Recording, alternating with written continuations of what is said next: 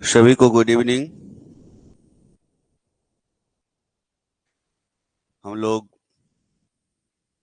Class seventh का civics देख रहे हैं और इससे पहले वाला चैप्टर इससे पहले वाले क्लास में हो चुका है। यदि कोई ऑनलाइन देख रहे हैं, एप्लीकेशन पे देख रहे हैं, तो आप पीछे वाले वीडियो को देख सकते हैं। और जो भी ऑफलाइन में है, जिनका छूट गया है, वो भी वीडियो को देख करके पिछले वाले को कवर कर सकते हैं। आइए शुरुआत करें क्लास सेवन्थ। और टारगेट होगा कि 1 से 2 दिन में ये कंप्लीट हो जाए, ताकि इसका एमसीक्यू और एमसीक्यू के अलावा वन लाइनर ज़्यादा से ज़्यादा देख करके और समय से कंप्लीट करके रिवीजन किया जा सके। तो अध्याय 11, समानता के लिए संघर्ष। कहाँ कहाँ समानता नहीं है, जहां भी समानता नहीं है उसके लिए संघर्ष होगा। तो इस कहानी में जो क्लास सेवन्थ का ये चैप्टर है, अध्याय 11, समानता के लिए संघर्ष, इस कहानी में जो कहानी बताया जा रहा है उसमें कुछ जिक्र किया गया है, कुछ फैक्ट पे। उस फैक्ट को हम लोग देख लेंगे। कहानी तो पूछा नहीं जाएगा, कहानी सुनाओ कि समानता के लिए संघर्ष क्या है, उसमें क्या क्या फैक्ट आया है, वही देख रहे हैं, वो इम्पोर्टेंट है। गंगा नदी पर फरक्का नामक बांध बना है।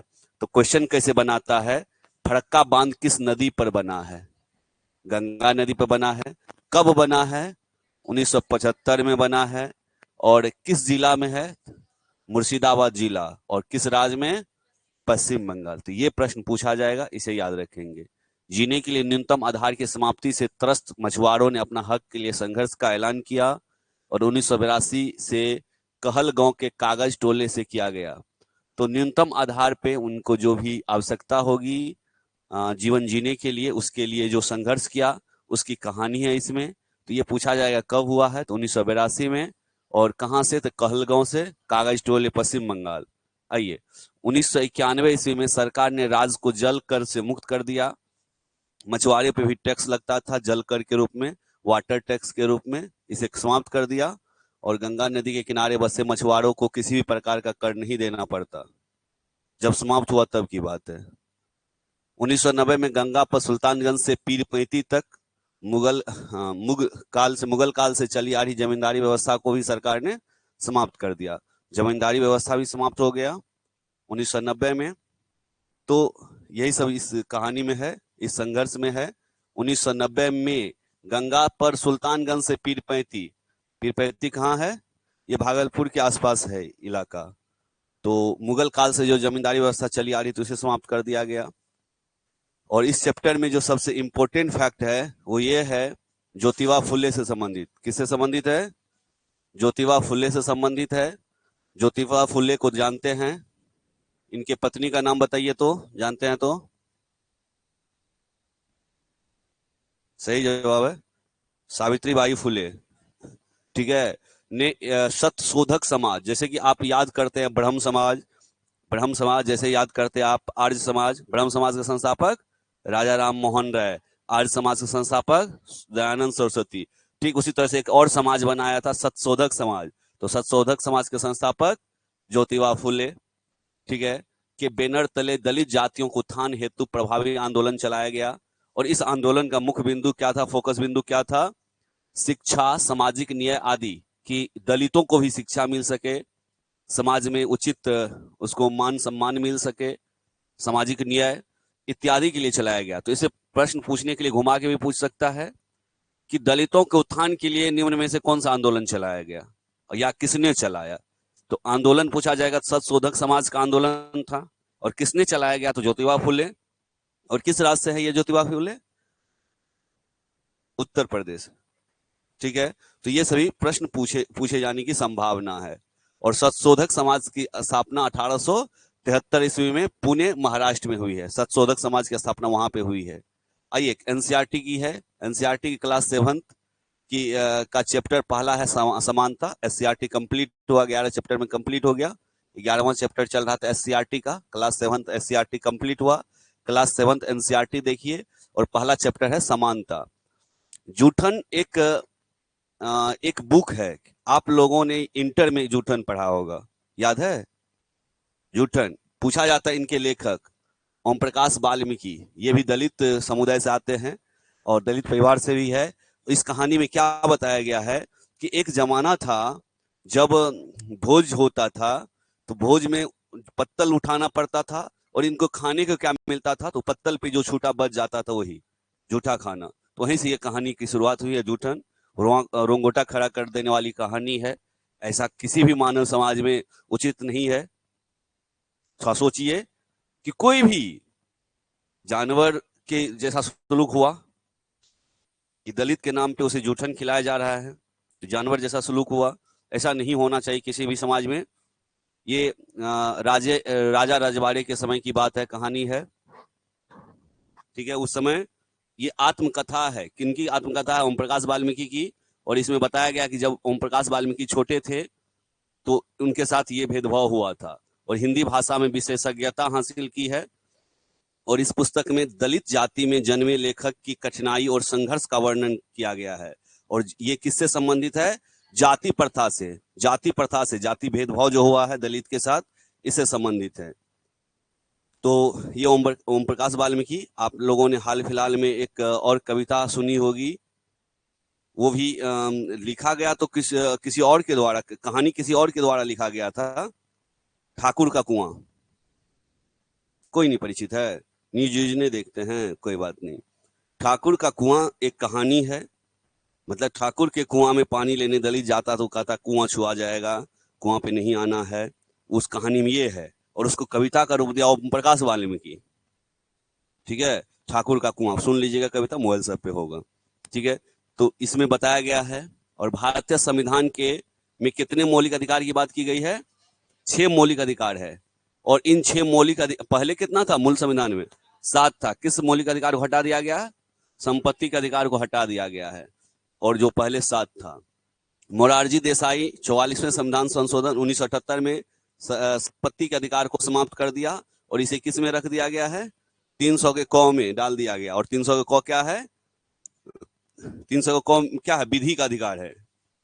इसे अब संपत्ति का अधिकार मौलिक अधिकार नहीं रह गया, तो कौन सा अधिकार रह गया है? विधि का अधिकार रह गया है, विधि का अधिकार, ठीक है।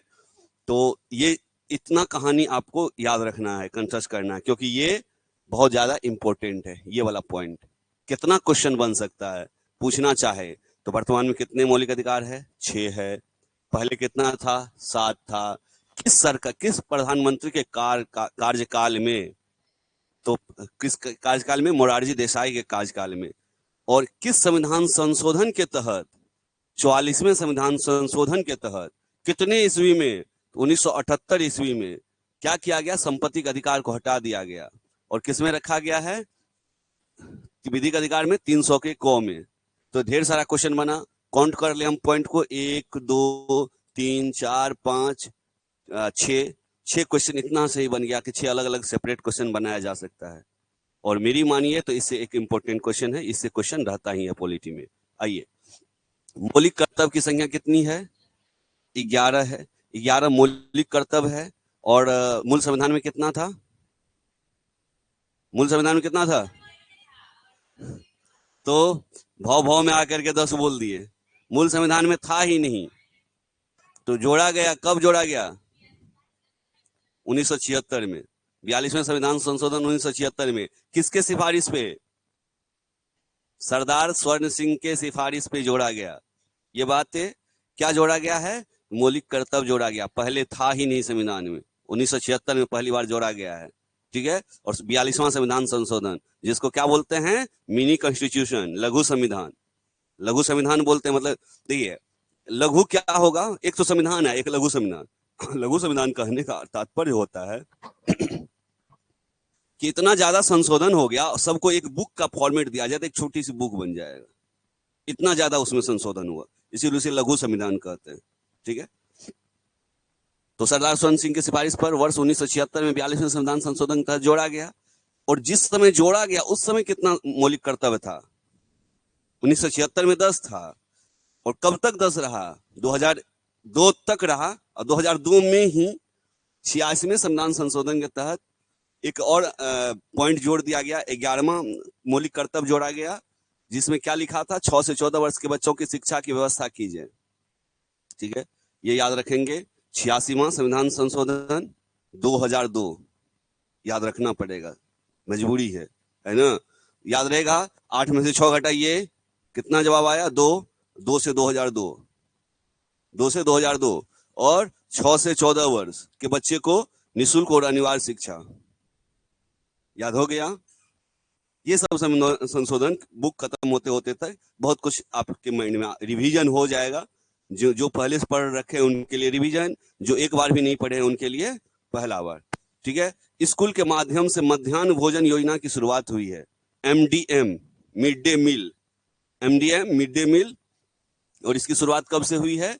1995। MDM की शुरुआत कब से? MDM मिड डे मील, मध्याह्न भोजन की शुरुआत 1995 से। किस राज्य से? तमिलनाडु राज्य से। बन रहा है पकड़? ऐसे पकड़ बनाना है अंतिम तक। MDM की शुरुआत एक पिछले क्लास में RTE और RTI दोनों बताए थे, बताइए तो कोई भी क्या है ये और कब आया गया? बहुत अच्छा। राइट टू एजुकेशन है ये, शिक्षा का अधिकार। राइट टू इंफॉर्मेशन है, सूचना का अधिकार। तो शिक्षा का अधिकार कब जोड़ा गया है? शिक्षा का अधिकार पिछले क्लास में बताए थे।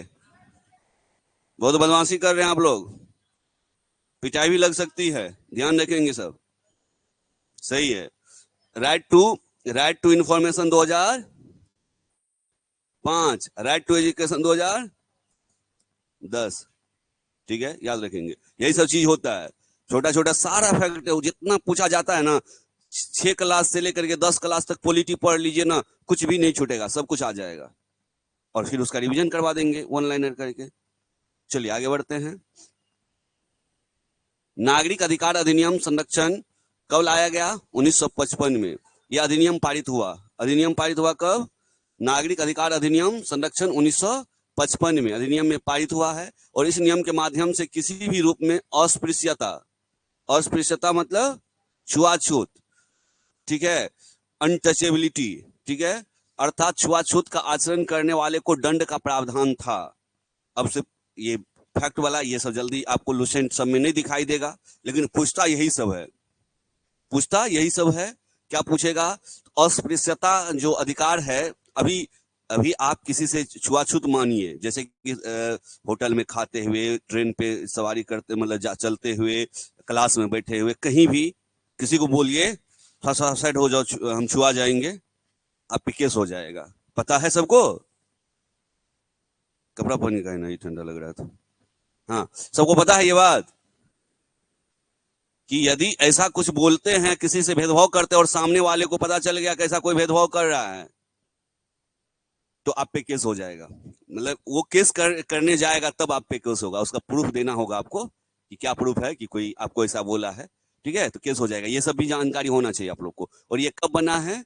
नागरिक अधिकार अधिनियम के तहत 1955 में ये पारित हुआ है। और इस नियम में क्या दिया हुआ है? छुआछूत की मनाही, ठीक है, ये चीज है। आगे आगे देखते हैं। राजा पार्क्स क्या है, कहां से संबंधित है? अमेरिका से संबंधित है। और ये किससे संबंधित था राजा पार्क्स? छुआछूत आंदोलन से, ठीक है। नागरिक अधिकार आंदोलन सर्वप्रथम अमेरिका में हुआ और ये आंदोलन नस्लीय, नस्ल वाला भेदभाव है वहां पे। हम लोग के यहाँ जाति वाला है, वहां नस्ल वाला है भेदभाव। भेदभाव और विघटन को खत्म करने के लिए था। और राजा पार्क्स उसमें महत्वपूर्ण भूमिका निभाया है। राजा पार्क्स नाम है व्यक्ति का, नाम है व्यक्ति का। नस्लीय भेदभाव मतलब नस्ल, कई तरह की नस्ल होता है। जैसे कि हम लोग गाय भैंस में नस्ल की बात कर ले, ठीक है, आदमी में तो हम लोग यहाँ उतना नस्ल वाली बात चलता नहीं, इसलिए हम लोग उतना अवगत नहीं है इस चीज से। बोलते अच्छे नस्ल का है, दुधारू नस्ल का है, पहाड़िया नस्ल है, देहाती नस्ल है, गाय भैंस में यही सब वर्ड यूज करते हैं। ठीक उसी तरह से भेदभाव होता है। जाति धर्म पे उतना भेदभाव नहीं होता अमेरिका में, नस्ल होता है। नस्ल में क्या क्या होगा? अफ्रीकन नस्ल का होगा, वो काला कलूटा जैसा दिखेगा, ठीक है। कुछ यूरोपियन होगा, अंग्रेज वाला टाइप, वो गोरे गोरे दिखाई देगा। तो गोरा वाला जो है काला वाला के साथ भेदभाव करता, नस्लीय भेदभाव है ये सभी चीजें होता है अमेरिका में। और इस आंदोलन के लिए जो लड़ा था वो व्यक्ति का नाम है राजा पार्क्स, ठीक है, याद रखेंगे। और मौलिक अधिकार कितने अनुच्छेद में है? भाग 3 में है और अनुच्छेद 1235 है। सबको कंठस्थ हो जाना चाहिए। 1235 में क्या है? मौलिक अधिकार। और इसके बाद आता है क्या, नीति निर्देशक तत्व, कितना से कितना तक, 36 से 51 तक, अनुच्छेद 36 से लेकर 51 तक डीपीएसपी शॉर्ट फॉर्म में बोलते हैं, डीपीएसपी। डीपीएसपी का फुल फॉर्म करे तो directive principle of state policy, राज्य के नीति निर्देशक तत्व बोलते हैं इसको। और यहाँ पे एफआर है, 1235 तक एफआर है, एफआर से फंडामेंटल राइट, बोले तो मौलिक अधिकार या मूल अधिकार, एक ही बात है। ये आपको कंठस्थ हो जाना चाहिए, बार बार पढ़िए, हो जाएगा, ठीक है। अब स्वास्थ्य में सरकार की भूमिका, स्वास्थ्य के क्षेत्र में सरकार की भूमिका होती है क्या, बिल्कुल होती है। अच्छे सरकार है, स्वास्थ्य की अच्छी देखभाल करे तो अच्छा सब फैसिलिटी हो जाता है, ध्यान न दे तो अच्छा फैसिलिटी नहीं होता है। पीएससी आप सुने होंगे, देखे होंगे लिखा हुआ, इसका full form primary health centre, और हिंदी वाला तो बहुत अच्छे से परिचित है आप लोग, प्राथमिक स्वास्थ्य केंद्र, उप स्वास्थ्य केंद्र, स्वास्थ्य केंद्र, ठीक है। और कोस्टारिका, कोस्टारिका एक मध्य अमेरिकी राष्ट्र है। कोस्टारिका कहाँ का देश है, देश है, राष्ट्र मतलब देश है, प्रशांत मतलब सॉरी अमेरिका का, जो प्रशांत महासागर और कैरेबियन सागर के बीच अवस्थित है। प्रशांत महासागर और एक तरफ से कैरेबियन सागर। कैरेबियन वाला कौन, किस देश को बोलते हैं कैरेबियन खिलाड़ी क्रिकेट में, कैरेबियन खिलाड़ी किस देश के लोगों को बोलते हैं, ना ना कंगारो बोलते हैं उसको, कैरेबियन बोलिए जल्दी से, इतना भी नॉलेज नहीं आप लोग को। वेस्ट इंडीज के खिलाड़ी को बोलते हैं,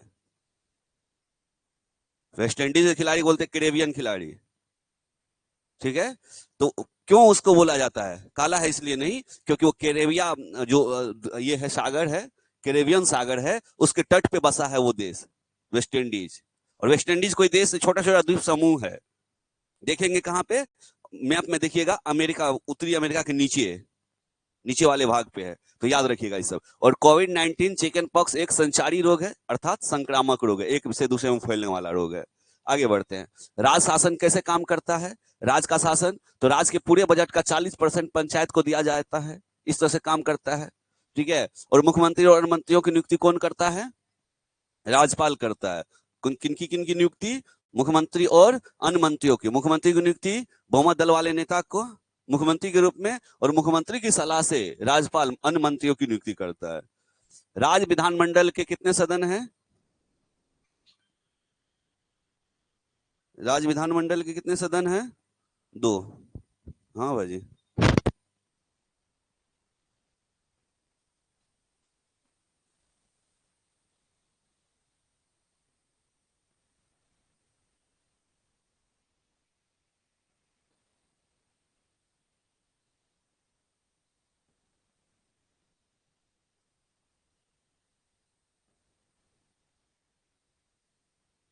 हाँ।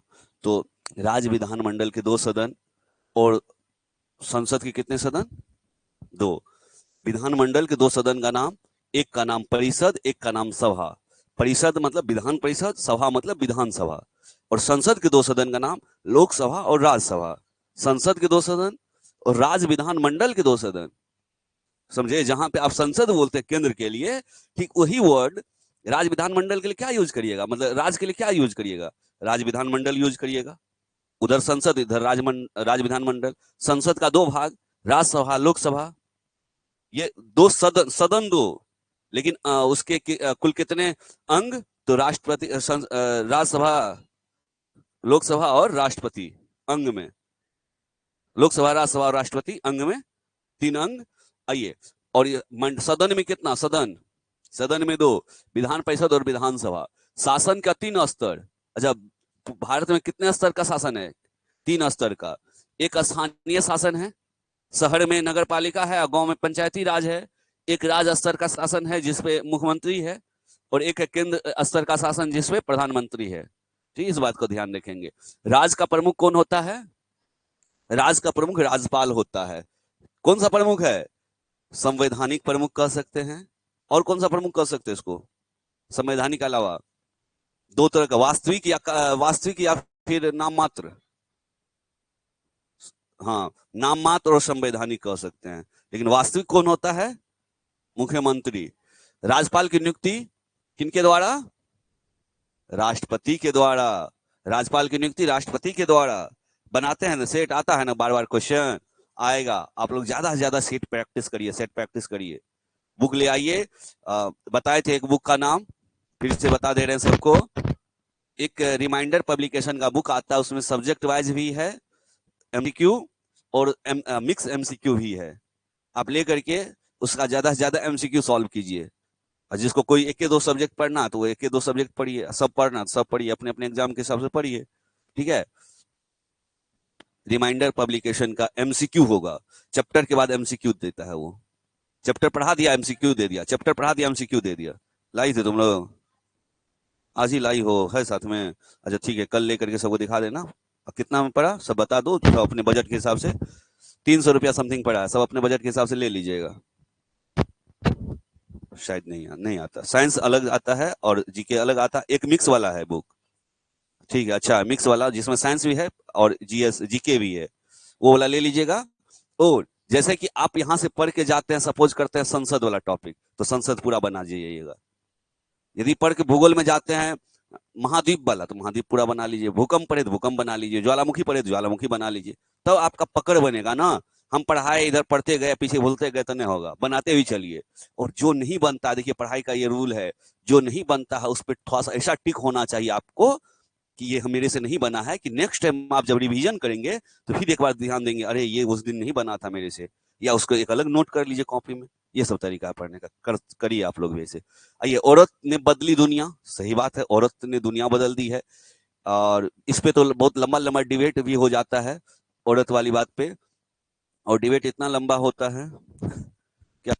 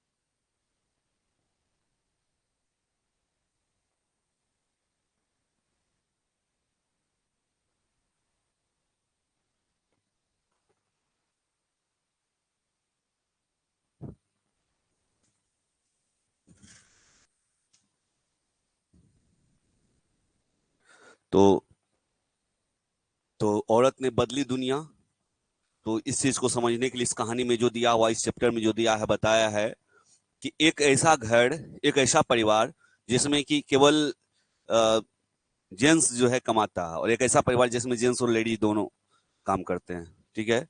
जॉब है या फिर अलग मतलब बिजनेस ही है या कुछ भी है, तो कौन परिवार ज्यादा सुखी संपन्न है, कौन परिवार ज्यादा प्रोग्रेस कर रहा है? दोनों कमाने वाला। और अमेरिका क्यों प्रोग्रेस किया है, वहां पे ये बाउंडेशन नहीं है। अभी भी गांव में जाएंगे, बहुत लोग गर्व से कहता है, हम अपने बीवी को जॉब करवाएंगे, हम अपने बेटी को जॉब करवाएंगे, या अपने घर में किसी लेडीज को जॉब करवाएंगे। पता नहीं किस बात का उसको ये बात है उसके दिमाग पे कि लेडी जॉब नहीं कर सकती है। उसको मतलब निगेटिव निगेटिव दिमाग से सोच सोच करके और उस पर फाउंडेशन बना के रखा है, लेकिन ऐसा होना नहीं चाहिए। आप अपने आस पड़ोस का ही देखिए जिसमें दोनों कमा रहा है, दो धुरी होता है जीवन का, यदि दोनों सही से काम करे तो फिर उस फैमिली का प्रोग्रेस, देखिए प्रोग्रेस केवल फैमिली का नहीं होता है, प्रोग्रेस पहले फैमिली का होता है, साथ ही समाज का होता है, साथ गांव का होता है, देश का, राज्य का, देश का, सबका प्रोग्रेस होता है। इसीलिए सबको काम करना चाहिए। तो औरतों ने बदली दुनिया, सही बात है। औरत अब पढ़ लिख भी रही है ज्यादा, पहले की अपेक्षा बहुत अच्छा हुआ है स्थिति, और अच्छा होना है। और साथ ही कमा भी रहे, सभी ऑफिस में देखिएगा अभी लेडीज का है, खास करके बिहार में तो और ज्यादा प्रमोट किया जा रहा है क्योंकि ज्यादा पिछड़ा हुआ था इस मामले में। आइए, भारत में प्रत्येक 10 वर्ष में जनगणना होती है, ये टॉपिक था, और बाद बाकी कहानी समझाया गया है बच्चे को कि औरतों का कितना अहम रोल है प्रोग्रेस में, डेवलपमेंट में, ये समझाया गया इस टॉपिक में। आइए, संचार माध्यमों को समझना, संचार क्या होता है, कम्युनिकेशन क्या होता है। तो संचार संचार मतलब एक इंफॉर्मेशन के लिए टीवी चैनल, समाचार पत्र, रेडियो, ये सब हो गया। अभी अभी के जमाने में सोशल मीडिया ये सभी क्या हो गया, समाचार संचार साधनों का माध्यम हो गया, खबर को पहुंचाने, इंफॉर्मेशन पहुंचाने का जरिया है। लहरिया नामक, ये बिहार से, आप बिहार का बुक पढ़ रहे हैं तो जब बिहार का पढ़ते हैं या फिर कोई भी होता है बिहार से, बिहार का एनसीईआरटी, उत्तर प्रदेश का एनसीईआरटी, एमपी का एनसीईआरटी, थोड़ा सा वहां पे प्रभाव पड़ता है। बिहार के एनसीईआरटी में कुछ बिहार की बातें होगी। तो लहरिया नामक समाचार पत्र उत्तर प्रदेश से संबंधित है, ये यूपी वाला दिया है इसमें, यूपी वाला एनसीईआरटी में। उत्तर प्रदेश के चित्रकूट जिले के 8 दलित महिलाओं द्वारा 15 दिन पर खबर लहरिया नामक अखबार का निकाला जाता है। और ये 8 दलित महिला है, समाज में महिलाओं का प्रोग्रेस हो रहा है। महिला भी अब अपने स्तर का, अपने लेवल का न्यूज भी चला रही है, न्यूज चैनल चला रही है, न्यूज पोर्टल चला रही है। तो ये सभी इंपॉर्टेंट है। तो नाम पूछा जाता है एनसीईआरटी में, तो वो है लहरिया नामक समाचार पत्र। ठीक है, आगे देखिएगा। भारत ने पहला एप्पल सैटेलाइट को कब अंतरिक्ष में लॉन्च किया था, भेजा था? 1981 ईस्वी में एप्पल सैटेलाइट है। और भारत ने, और ये किस लिए भेजा था एप्पल सैटेलाइट? समाचार के लिए, न्यूज के लिए। और भारत ने 1959 में पहला दूरदर्शन केंद्र कहां पे खोला था? दिल्ली में। ये सब प्रश्न अब देखिए बहुत सारे एग्जाम में सीट कम होता और छांटना होता है तो ज्यादा से ज्यादा 5-10 पूछ देगा ईस्वी, कौन कब स्थापित हुआ, कौन कब शुरू हुआ, ईस्वी पूछ देगा, क्योंकि ईस्वी में ज्यादा स्टूडेंट कंफ्यूज करता है। बहुत स्टूडेंट अब इस बात को समझ लिया है एग्जाम में कि कम से कम 4-5 तो ईस्वी पूछा ही जाएगा, इसीलिए ईस्वी पे भी आप लोगों को फोकस करना है। भारत में पहला दूरदर्शन केंद्र कहाँ पे खोला गया था? नई दिल्ली में। और कितने से में? 1959 में। बिहार का पहला दूरदर्शन केंद्र कौन सा है? मुजफ्फरपुर। मुजफ्फरपुर में स्थापित हुआ था बिहार का पहला दूरदर्शन केंद्र। ठीक है, याद रखना है। और 1975 से 77 की अवधि स्वतंत्र भारत के संचार माध्यमों के लिए बुरा साबित हुआ। क्यों? क्योंकि देश में आपातकाल लागू हुआ और संचार माध्यमों पर सेंसर बोर्ड लगा दिया गया। अच्छा, सेंसर क्या होता है? सेंसर मतलब कैंची।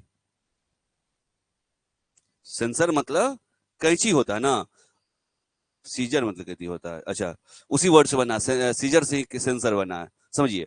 मतलब सेंसर बोर्ड का मीनिंग हुआ, सेंसर बोर्ड का मीनिंग हुआ, जैसे कि सेंसर बोर्ड क्या काम करता है? अखबार का निगरानी, कि कोई गलत न छापे, कोई किसी धार्मिक भावना को आहत न पहुंचाए, और साथ ही फिल्मों में कोई गलत सीन न दे जिससे समाज पर, बच्चे पर प्रभाव पड़े, गलत प्रभाव पड़े। ये सब चीज पहले सेंसर बोर्ड पारित करता, पास करता है, तब वो जाकर के फिल्म रिलीज होता है, तो वो सेंसर बोर्ड है। तो ये सेंसर लगा दिया गया था, सेंसर बोर्ड लगा हुआ था किस पे? समाचार पत्रों पे। 1975-77 का दौर याद होगा, मतलब सुने होंगे, किसी से याद होगा कि हम क्या बोल रहे हैं, आप लोग उससे तब के थोड़े नहीं कि याद होगा, सुने होंगे किसी से। 75-77 में क्या हुआ था? 75 और 77 तक में इमरजेंसी लागू हुआ था, किसके सरकार के खिलाफ? इंदिरा गांधी सरकार के खिलाफ। इमरजेंसी मतलब वो के खिलाफ ने वो लगाई थी, वो लगाई थी, इंदिरा गांधी लगाई थी क्या? आपातकाल पूरे देश में। क्यों लगाई थी?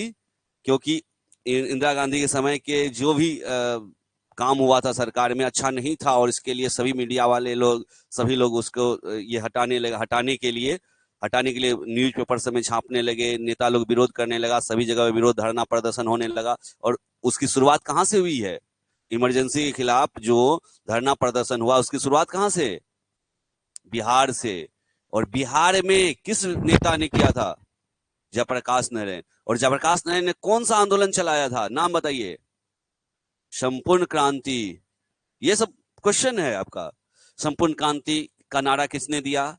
तो जयप्रकाश नारायण ने दिया। कब दिया? किस सरकार के खिलाफ दिया? तो कांग्रेस सरकार के खिलाफ। उस समय कांग्रेस के प्रधानमंत्री कौन? कांग्रेस के नेता कौन? इंदिरा गांधी। ठीक है, तो ये सब याद रखेंगे। हाँ, 75 से 77 की अवधि में, और सभी प्रेस वाले पे, सभी का प्रेस जब्त कर लिया गया, उनको कुछ छापने नहीं दिया जाता था। ठीक है, सबको जब्त कर लिया गया था, सभी बड़े बड़े नेता को नजरबंद कर लिया गया था। ये है 1975-77 का दौर, जब क्या लागू हुआ था? आपातकाल। चलिए, प्रिंटिंग प्रेस का आविष्कार किसने किया है? गुटेनबर्ग ने किया है। किसने किया है? तो गुटेनबर्ग ने किया है। आइए रामाबाई के बारे में पढ़ते हैं। रामाबाई ने 1898 ईस्वी में एक मिशन स्थापित किया था, जो कहाँ पे? पुणे के पास खेड़ा गांव में। पुणे के पास खेड़ा गांव में। और मुक्ति मिशन में विधवा और गरीब महिलाओं का आश्रय दिया, और गरीब महिलाओं का आश्रय दिया, और उन्हें साक्षर और आर्थिक रूप से मजबूत किया। किसने? रामाबाई ने। कहाँ पे? तो खेड़ा गांव। कहाँ पे है ये? पुणे। पुणे कहाँ है? महाराष्ट्र में।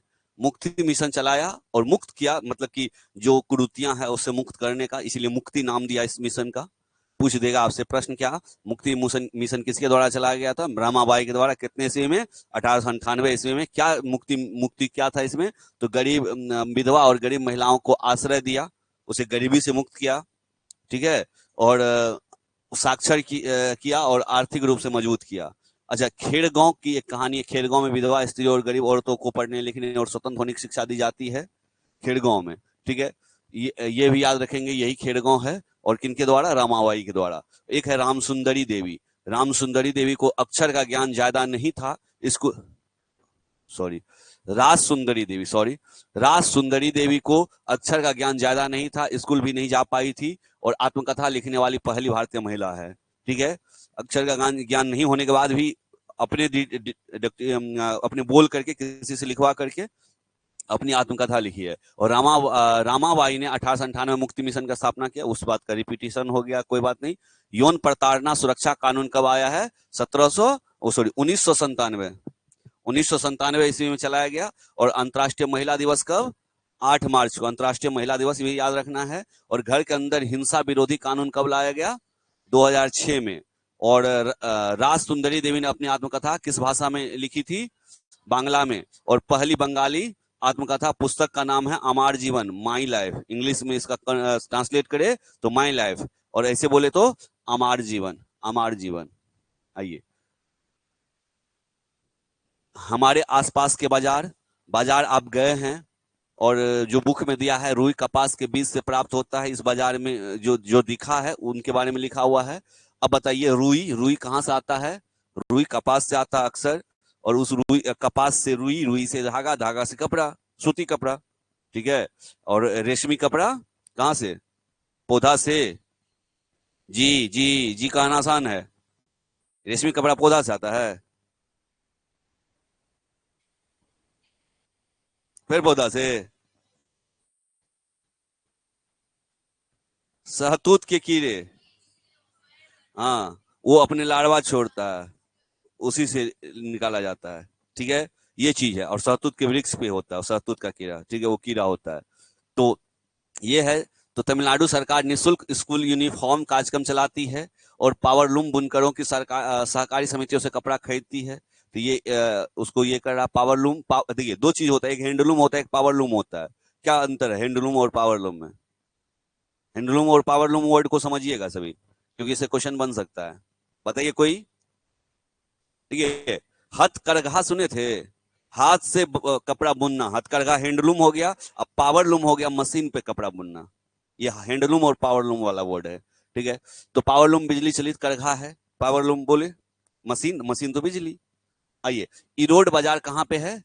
तमिलनाडु में। अच्छा, बाजार में एक कमीज, दादन व्यवस्था क्या था?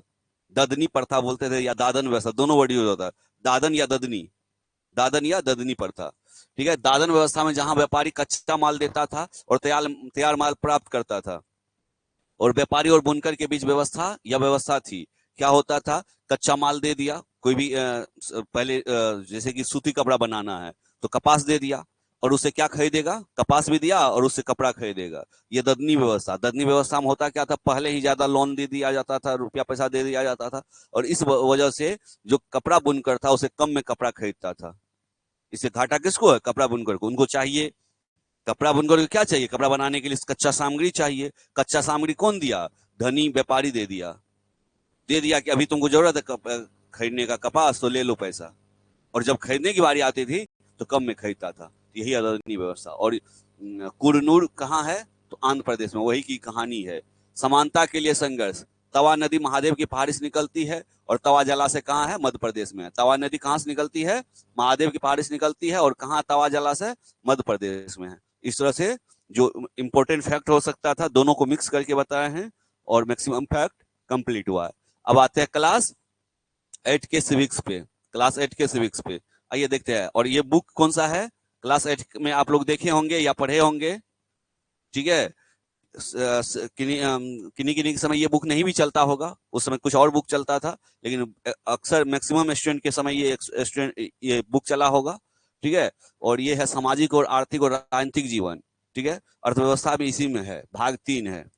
आइए देखते हैं क्लास 8 का पहला चैप्टर क्या है। क्लास 8 में सामाजिक आर्थिक राजनीतिक जीवन का अध्याय 1 क्या है, भारतीय संविधान। सबको पता है भारतीय संविधान के बारे में।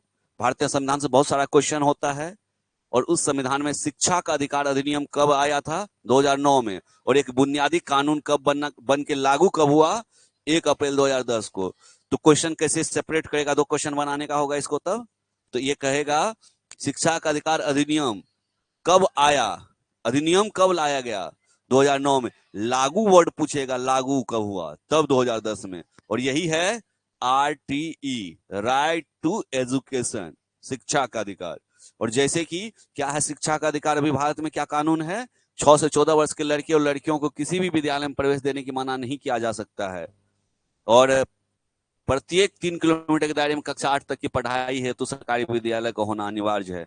क्या अब कोई ऐसा गांव या मोहल्ला या कुछ बचा है जिसे प्रत्येक 3 किलोमीटर एक 8वां क्लास से दूसरा 8वां क्लास, मतलब एक 8वां तक स्कूल से दूसरा 8वां तक स्कूल के बीच 3 किलोमीटर से ज्यादा दूरी हो, लगभग नहीं के बराबर ऐसा बचा है।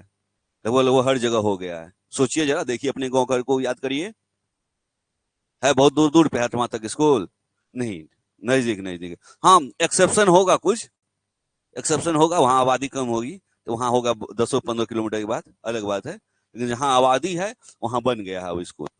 और ये सरकार का रूल है, प्रत्येक 3 किलोमीटर दायरे तक कक्षा 8वीं तक की पढ़ाई होती, सरकारी विद्यालय होगा। कक्षा 1 से 5 तक छात्र शिक्षक का अनुपात क्या होना चाहिए, 30:1, अर्थात 30 छात्र पर 1 शिक्षक। और 1885 में भारतीय राष्ट्रीय कांग्रेस का गठन हुआ, कितने ईस्वी में, 1885 में। अच्छा, जब गठन हुआ था तो संस्थापक कौन, किसको कहा जाता है भारतीय राष्ट्रीय कांग्रेस का संस्थापक,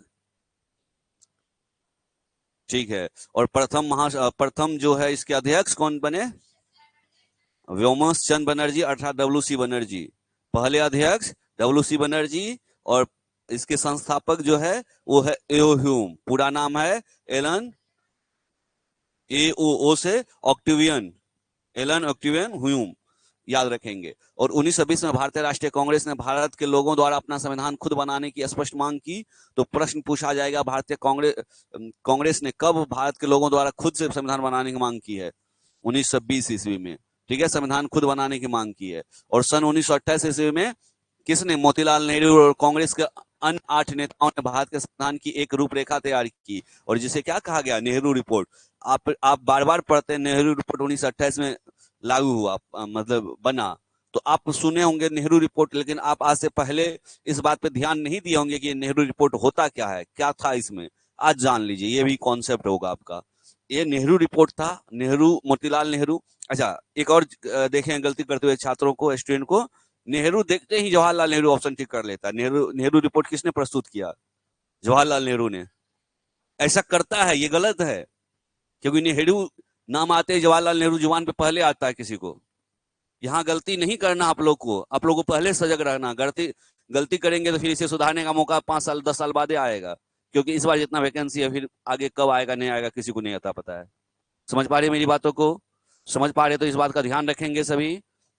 जब भी आपसे प्रश्न पूछा जाए, जब भी प्रश्न पूछा जाए नेहरू रिपोर्ट किसने प्रस्तुत किया था, तो मोतीलाल नेहरू जवाब देंगे। कितने ईस्वी में प्रस्तुत किया था, 1928 जवाब देंगे। और इस नेहरू रिपोर्ट में क्या था, तो भारत का संविधान कैसा होगा, क्या होगा, इसके बारे में चर्चा था।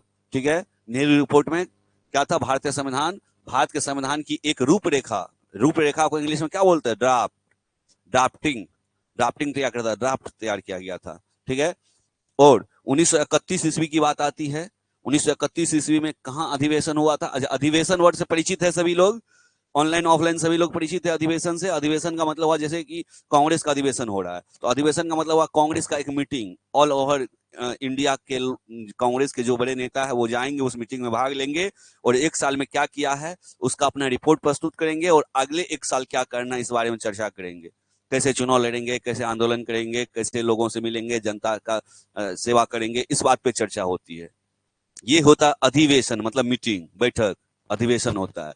तो 1931 में कराची में भारतीय राष्ट्रीय कांग्रेस के अधिवेशन में भारतीय संविधान की रूपरेखा संबंधित प्रस्ताव पारित किया गया था। तो समझ गए बातों को। नेहरू रिपोर्ट में भी भारत के संविधान की रूपरेखा और कांग्रेस के अधिवेशन में भी, लेकिन क्वेश्चन पूछेगा तो इसे सेपरेट कर देगा, बोलेगा कि 1928 ईस्वी में संविधान की रूपरेखा किसने तैयार की थी, मोतीलाल नेहरू ने। अपनी किस रिपोर्ट में तैयार की थी, नेहरू रिपोर्ट में। नेहरू रिपोर्ट में, ये बात हो गया। उसी क्वेश्चन को घुमाना है, घुमाएगा।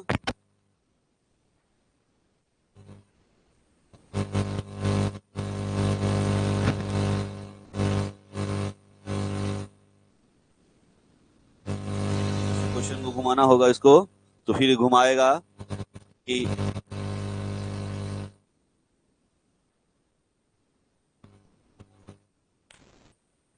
चलिए, तो घुमाना होगा इस क्वेश्चन को, तो फिर घुमाए, दो तरह से घुमाएगा। एक कहेगा कि संविधान की रूपरेखा 1928 में किसने तैयार किया, तो मोतीलाल नेहरू ने। और कांग्रेस के किस अधिवेशन में संविधान का रूपरेखा तैयार हुआ, 1931 के कराची अधिवेशन में। और इसकी इस समय 1931 में कराची अधिवेशन में क्या हुआ था, क्या रूपरेखा, भारतीय संविधान की रूपरेखा संबंधित प्रस्ताव पेश किया गया था। तो ठीक है, वो दोनों अलग। नेहरू रिपोर्ट ये स्वराज पार्टी संबंधित है, स्वराज पार्टी के संस्थापक और चित्तरंजन, ठीक है, उसका है अपना। इसमें बहुत सुधार हुआ है, इस समय जो 31 में पारित हुआ है तो बहुत कुछ सुधार हुआ, बहुत कुछ जोड़ा गया है। ठीक है, तो ये है, ये पेश किया गया और एक तैयार हुआ और पेश हुआ। ठीक है, सेम हूबहू पेश नहीं हो गया, बहुत कुछ सुधार करके जोड़ करके पेश किया गया। 1928 ईस्वी में तैयार हो गया था और उसमें और बहुत कुछ सुधार करके 1931 ईस्वी में इसे पेश किया गया। और 1934 में एक स्वतंत्र संविधान की मांग की गई, जो द्वितीय विश्व युद्ध में और तेज हो गया। द्वितीय विश्व युद्ध कब से कब तक, प्रथम विश्व युद्ध 14 से 18 और द्वितीय विश्व युद्ध 1939 से 45। याद है, सबके जुबान पे है और होना भी चाहिए। और द्वितीय विश्व युद्ध में और तेज हो गया। और दिसंबर 1946 में संविधान सभा का गठन हुआ। कल पहले दिन के सिविक्स के क्लास में भी बताए हैं, ये 3 क्वेश्चन हमें यहाँ आते हैं, तो 3 क्वेश्चन हमेशा बताते हैं, एक बार रिवीजन करवा देते हैं और आप लोग से पूछ लेते हैं। बताइए 3 क्या क्या था, डेट बताइएगा। 3 जैसे कि अस्थायी अध्यक्ष और अस्थायी अध्यक्ष, बोलिए। अस्थायी अध्यक्ष जुबान पे होना चाहिए सबको, 9 दिसंबर 1946। देखिए डेट, देखिए 9 के बाद 11 दिसंबर 1946 और तीसरा 13 दिसंबर 1946। इसीलिए याद करना आसान है। क्यों आसान है, 2-2 दिन का अंतराल पे हो रहा है, 9 2 11 2 13। और इसमें क्या हुआ अब समझिएगा ध्यान से, याद कर लेना, अभी घर के भरोसे मत रखिए, घर पे याद करेंगे।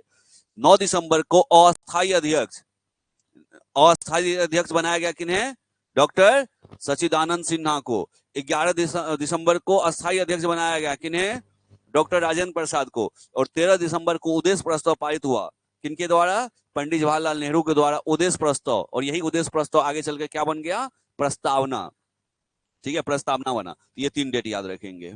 आगे बढ़ते हैं। दिसंबर 1940 में संविधान सभा का गठन हुआ और अस्थायी अध्यक्ष किन्हें बनाया गया, डॉक्टर सच्चिदानंद सिन्हा। और अस्थायी अध्यक्ष डॉक्टर राजेंद्र प्रसाद, और दोनों बिहार से ही हैं। भारतीय संविधान लिखने वाली सभा में कितने सदस्य थे, 299 लिखने वाले में। और प्रारूप समिति ड्राफ्टिंग कमेटी के अध्यक्ष कौन थे, डॉक्टर भीमराव अम्बेडकर, लिखने वाले समिति के अध्यक्ष थे भीमराव अम्बेडकर। और भारतीय संविधान सभा ने कब संविधान बनाने का कार्य शुरू किया? 9 जनवरी 1946 को, 9 जनवरी 1946 को किया।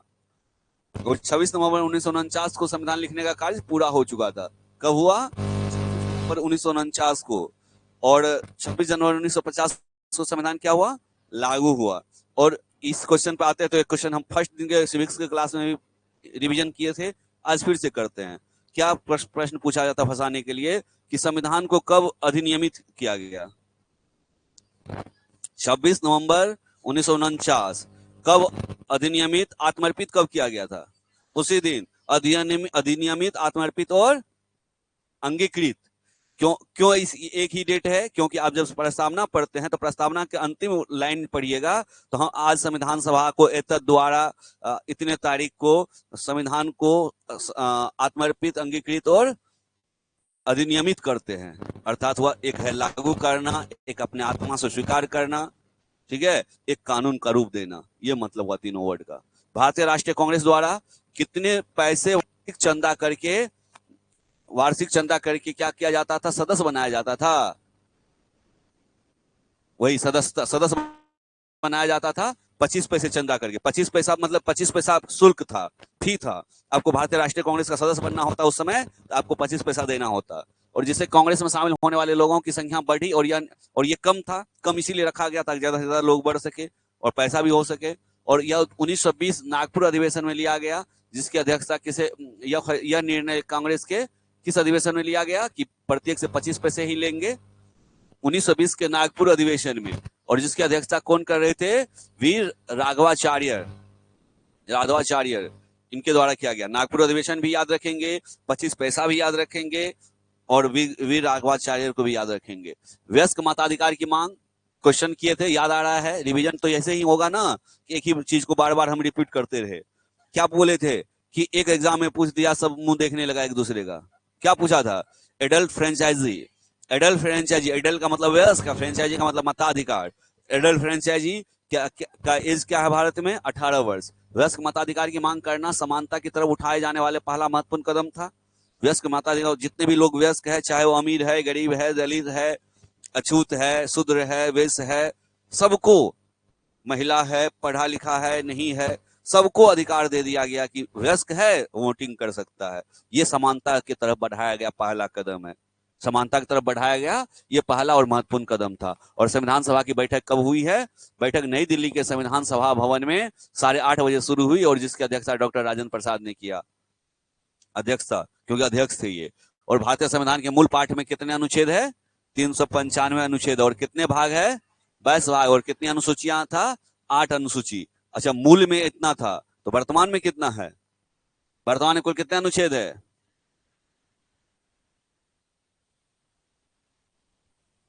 395 ही है। तो क्या इसमें जोड़ा नहीं गया कुछ? ठीक है, सब बता देते हैं, सब कंफ्यूजन आज दूर कर देते हैं। ठीक है, कितना अनुच्छेद है? 395 था और आज भी 395 है। सुन लीजिए बात को पहले, तब फिर आप सवाल करिएगा। और कहीं कहीं लिखा होगा 450 प्लस, 450 से अधिक, 450 से अधिक अनुच्छेद है। कहीं लिखा होगा तो ये भी गलत नहीं है, सिर्फ अधिक अनुच्छेद, ये भी गलत नहीं है। अब कहिएगा सर एक के बाद कैसे दो जगह से लिख सकते हैं?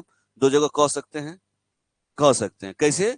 जब आप काउंटिंग करते हैं, जब कोई काउंटिंग करते हैं 51, एक है अनुच्छेद 51, 1 नंबर का अनुच्छेद 51, 2 नंबर का अनुच्छेद 51 का को, ठीक है? तो इसको जब केवल अच्छा, इसको जब केवल 1 गिनिएगा, 51 गिनिएगा तो तब 395 हो जाएगा।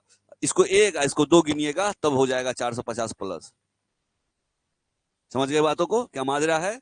तो ऑप्शन पे आप ध्यान रखेंगे। और सबको पता है ऐसा है, रियलिटी है ऐसा, तो इतना फंसाएगा भी नहीं कि आप भी कंफ्यूज कर गए और बना भी नहीं सवाल। ऐसा कुछ नहीं हुआ आज तक और आगे भी नहीं होगा। और मूल संविधान में कुल कितनी अनुसूची? 8। वर्तमान में कितना? 12। मूल संविधान में कुल कितने भाग? वर्तमान में कितना? सेम है, भाग सेम था, वही जो भाग था वही अभी भी है, कोई कंफ्यूजन नहीं। अनुसूची बदला है और क्या बदला है? अनुच्छेद तो है ही। अनुसूची बदला है, ठीक है, अनुसूची कह सकते हैं बदला है, और सब चीज सेम था।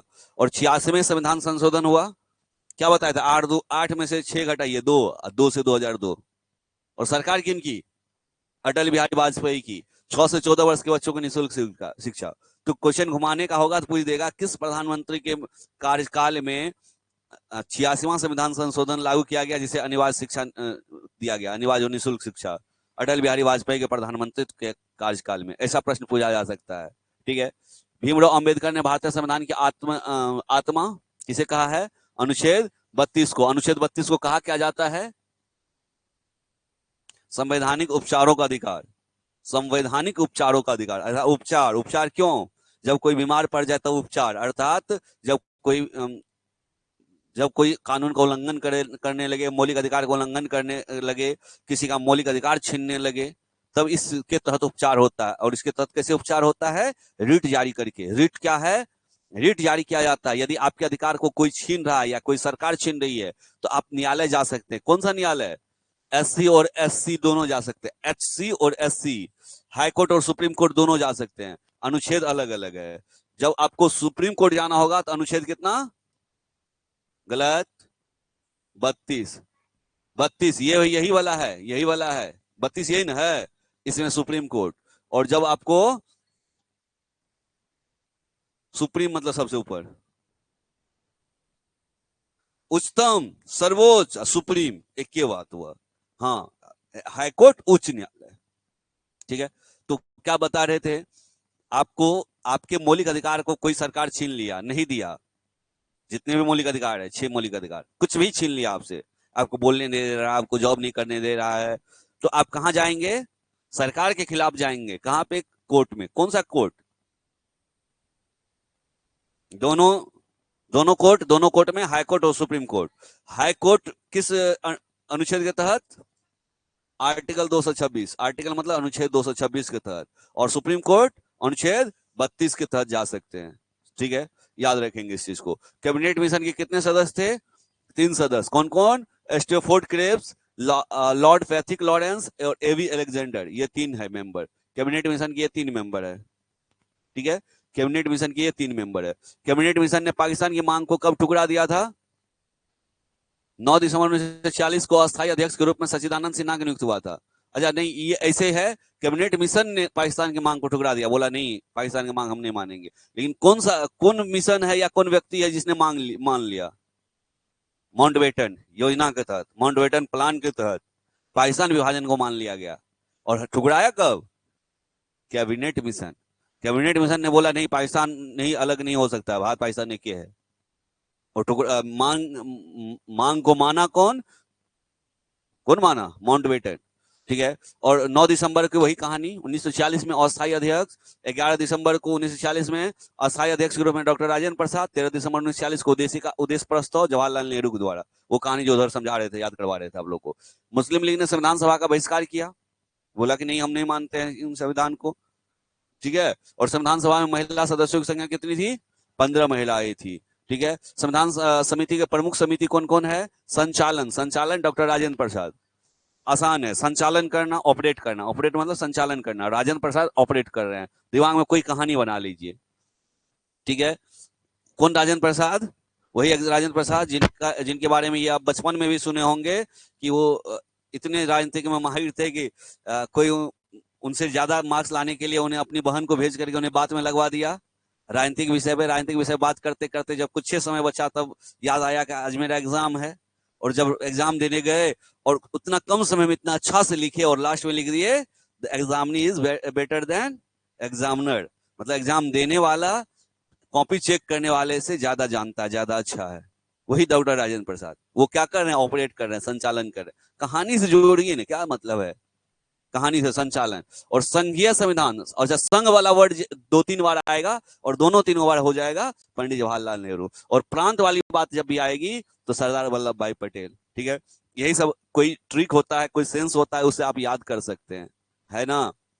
प्रारूप समिति कई बार याद कर चुके हैं, drafting committee Bhimrao Ambedkar, drafting committee. संघ की समिति पंडित जवाहरलाल नेहरू, संघ वाली बात पंडित जवाहरलाल नेहरू। मौलिक अधिकार और अल्पसंख्यक संबंधी वल्लभ भाई पटेल। मौलिक दिए क्या क्या, प्रांत आए वल्लभ भाई पटेल, मौलिक अधिकार आए वल्लभ भाई पटेल, अल्पसंख्यक की बात आए वल्लभ भाई पटेल, 3 वल्लभ भाई पटेल के साथ जाएंगे। 3 वर्ड को गांठ बांध लीजिए, पूछेगा। एक देखिए, बूंद बूंद से घड़ा भरता है, क्यों नहीं एक एक क्वेश्चन से आपका सिलेक्शन पक्का हो सकता है। इसीलिए कुछ भी कसर नहीं छोड़िए। ये मत सोचिए कि हो ये सब पूछेगा, नहीं पूछेगा छोड़िए देते, नहीं, पूछेगा, इंपॉर्टेंट है, हर एक चीज पूछेगा। इसीलिए हमेशा कुछ ना कुछ दिमाग में बैठाते रहिए, करते रहिए, मेहनत करिए और इस बार सिलेक्शन ले लीजिए। इस बार सिलेक्शन नहीं होगा तो फिर कितना साल और झेलना पड़ेगा, झोलना पड़ेगा। इसीलिए इस बार सिलेक्शन लेना है तो दुनियादारी को छोड़ दीजिए, जी जान लगा दीजिए जब तक आपका एग्जाम है। ठीक है, आगे संघ शक्ति पंडित जवाहरलाल नेहरू, मौलिक अधिकार सरदार वल्लभ भाई पटेल, अल्पसंख्यक सरदार वल्लभ भाई पटेल, और अब ये परामर्श उसी में आ गया। और राष्ट्रीय ध्वज समिति, तो राष्ट्र ध्वज डॉक्टर राजेंद्र प्रसाद, संचालन राजेंद्र प्रसाद। ठीक है, बैठाइए, अपने से बार बार रिवीजन करिए, बार बार रिपीट करिए, बस मेन वर्ड को पकड़िए, राष्ट्र ध्वज राजेंद्र प्रसाद, राष्ट्र ध्वज राजेंद्र प्रसाद, राष्ट्र ध्वज राजेंद्र प्रसाद। क्यों नहीं याद होगा, क्यों नहीं, रट्टा नहीं मारना है, बस अपने माइंड में इसको बार बार रिपीट करना है, कोई सेंस लगा के याद कर लेना है। कि जैसे कि अब बताइए 26 जनवरी 1950 को किसने फहराया होगा झंडा? वैसे तो गणतंत्र दिवस में राष्ट्रपति के द्वारा फहराया जाता है और स्वतंत्रता दिवस पे प्रधानमंत्री के द्वारा। तो बस याद रखिए, राजेंद्र प्रसाद राष्ट्र ध्वज फहराए होंगे जब देश गणतंत्र बना होगा, जब संविधान लागू हुआ होगा। ठीक है, जब गणतंत्र हुआ होगा तो झंडा फहराए होंगे, इसीलिए राष्ट्र ध्वज समिति में उन्हीं का नाम है। ये कहानी बना दी हम, इससे कोई रिलेशन है उस बात का? इन कहानी बना करके आप याद कर सकते हैं। और बार ऐसे पढ़ रहे हैं, सिंपली पढ़ रहे हैं तो हो सकता है भूल जाएंगे। तो ये सभी बात याद रखेंगे आप लोग। चलिए आगे भी देखते हैं, 10-15 मिनट और करेंगे, उसके बाद मैथ पे आ जाएंगे। आइए अध्याय 2 में, अध्याय 2 क्लास 8 का चल रहा है, सभी ध्यान रखेंगे। अध्याय 2 में धर्मनिरपेक्षता मौलिक अधिकार है। आप लोगों से कल परसों पिछले वाले क्लास में एक क्वेश्चन पूछ रहे थे, धर्मनिरपेक्षता का क्या तात्पर्य है? तो आप लोग जवाब दीजिए, क्योंकि पूछा दे निम्न में से धर्मनिरपेक्ष किसे कहेंगे, पूछ देगा क्वेश्चन। बोलिए, आप लोग जवाब दीजिए, धर्मनिरपेक्षता क्या है?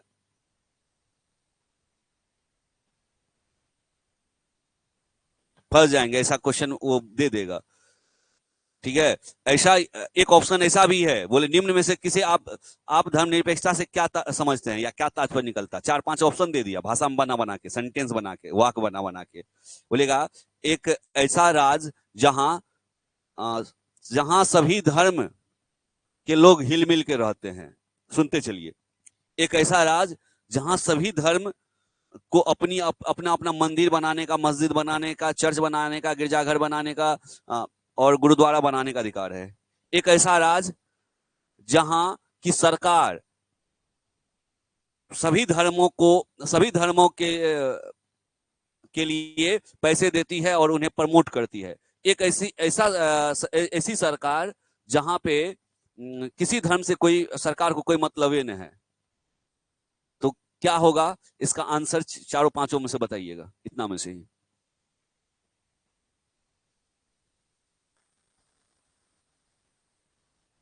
लेके चले गलत, लेके चले गलत।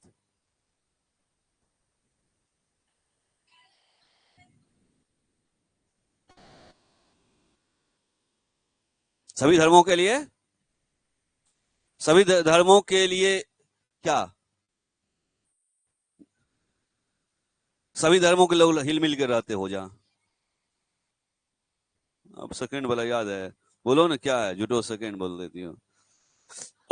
जानते हैं जितना भी ऑप्शन दिए इसमें से कोई आंसर नहीं है। धर्मनिरपेक्ष सरकार वह सरकार है जो अपने आप को सभी धर्मों से अलग हटके रखे, किसी से मतलब ही नहीं धर्म से। हाँ, आपकी आस्था है ना, आप एज ए सरकार, as a prime minister, as a मुख्यमंत्री, आप मुख्यमंत्री बन करके आप मत किसी चीज का भाषण दीजिए, आप मंदिर में पूजा करने चले जाइए। हाँ, आप आम इंसान बन करके अपने घर में पूजा कीजिए, मंदिर में पूजा कीजिए, एज ए सरकार आप मत कीजिए। ऐसा ही राष्ट्र है धर्मनिरपेक्ष राष्ट्र। कोई मतलब नहीं, अपने आप को अलग रखे। अब तो वही चीज आ रहा है, आपको करवाएंगे धर्मनिरपेक्षता वाला, और आप लोग को क्वेश्चन भेज देंगे एमसीक्यू बना करके, इसका क्वेश्चन धर्मनिरपेक्षता का भेजेंगे। क्योंकि फैक्ट वाला तो सब रट रट के बना ले रहे हैं, ये सब कॉन्सेप्ट वाला क्वेश्चन में आप लोग गलती ना करें, इसलिए भी ध्यान रखना है। कॉन्सेप्ट वाला यही होगा। यहाँ रट्टा मारने वाला बात है, यहाँ समझने वाली बात है। हाँ, तो बात तो वहीं से आती है। अब उनके अनुसार धर्मनिरपेक्षता यही है, वर्तमान सरकार के अनुसार देखिएगा तो धर्मनिरपेक्षता यही है, लेकिन संविधान के अनुसार वो धर्मनिरपेक्षता नहीं था। जो प्राण प्रतिष्ठा करवाए, हाँ, वो धर्मनिरपेक्षता नहीं था, कहीं से भी धर्मनिरपेक्षता नहीं है। ठीक है, वो उनका मानना है, उनका कहना है धर्मनिरपेक्षता पुराने जमाने की बात हो गई, अब हम लोग हिंदू राष्ट्र बनाएंगे तो ठीक है, उनके अनुसार अपना रहे, चलिए कोई बात नहीं। मौलिक अधिकार, मौलिक अधिकार क्या है? वे अधिकार, मौलिक अधिकार क्या है? ये कोई प्रश्न पूछे आपसे तो क्या बताइएगा, आप क्या जवाब दीजिएगा? मौलिक अधिकार क्या है? वह अधिकार, मौलिक अधिकार वह अधिकार है जो आम इंसान को जीने के लिए आवश्यक है, आम इंसान के रोजमर्रा की जिंदगी के लिए आवश्यक है। जिस तरह से इंसान को हवा, पानी, खाना, रोटी, मकान, कपड़ा ये जरूरी होता है जीवन जीने के लिए, ठीक उसी तरह से एक अधिकार भी मिला है, वो मौलिक अधिकार है जिसके बिना आदमी की कल्पना नहीं की जा सकती है। तो मौलिक अधिकार वह अधिकार है जो व्यक्ति को किसी व्यक्ति के आत्मसम्मान के लिए और मानसिक और शारीरिक रूप से स्वस्थ और आत्मनिर्भर बनने के लिए और स्वयं आजाद जीवन जीने के लिए जरूरी है। यदि मौलिक अधिकार छीन लिए तो फिर सब आदमी दास बन जाएगा, गुलाम बन जाएगा, है ना? सोचिए ना, बोलने का अधिकार, घूमने का अधिकार, नौकरी करने का अधिकार, भेदभाव नहीं करने का अधिकार, ये सभी मौलिक अधिकार है। कुछ उदाहरण दिए हम, सोचिए ये सब नहीं होगा तब क्या होगा? फिर वो सदी में चले जाएंगे हम लोग, गुलाम गुलाम गुलाम वाला। चलिए आगे बढ़ते। मौलिक अधिकार संयुक्त राष्ट्र अमेरिका से लिया गया, कहां से लिया गया है? संयुक्त राज्य अमेरिका से। और मौलिक कर्तव्य कहां से लिया गया है? रूस से लिया गया है। और मौलिक अधिकार भाग 3 में अनुच्छेद 1235 में है। और टोटल मौलिक अधिकार कितने हैं? अच्छा, यहाँ पे 6 मौलिक अधिकार है और कुछ के बारे में चर्चा है। समता या समानता का अधिकार 14 से 18 तक में समता या समानता, ठीक है। अनुच्छेद 14 में विधि के समक्ष समता की बात की गई है। विधि के समक्ष समता का क्या अर्थ होता है? राज्य के सभी व्यक्ति के लिए एक समान कानून, विधि, विधि मतलब कानून, कानून के सामने सब बराबर एक समान बनाएगा और उन पर एक समान लागू होगा। 15 में क्या है? 15 में धर्म, नस्ल, जाति, लिंग या जन्म के आधार पर कोई भेदभाव नहीं करेंगे। ये नहीं कहेंगे तुम अलग धर्म के हो, तुम अलग नस्ल के हो, जाति के हो, लिंग के हो, तुम स्त्री हो, तुम पुरुष हो, ऐसा नहीं कहेंगे। तुम्हारा जन्म इस स्थान पर हुआ, ऐसा नहीं कुछ कहेंगे। ऐसा भेदभाव नहीं करेंगे, करेंगे तो आप पे केस हो सकता है। राज के द्वारा धर्म, राज के द्वारा खास करके धर्म, मूल, जाति, लिंग, जन्म आदि का स्थान पर नायकों के जीवन के किसी भी क्षेत्र में भेदभाव नहीं किया जाएगा, ऐसा कहा जाएगा। यही है अनुच्छेद 15। अनुच्छेद 16 में क्या है? लोक नियोजन के विषय में अवसर की समता, अर्थात जब नौकरी आए तो सबको समान अवसर मिले। अपवाद भी है इसका, इसका अपवाद बोलिएगा कोई।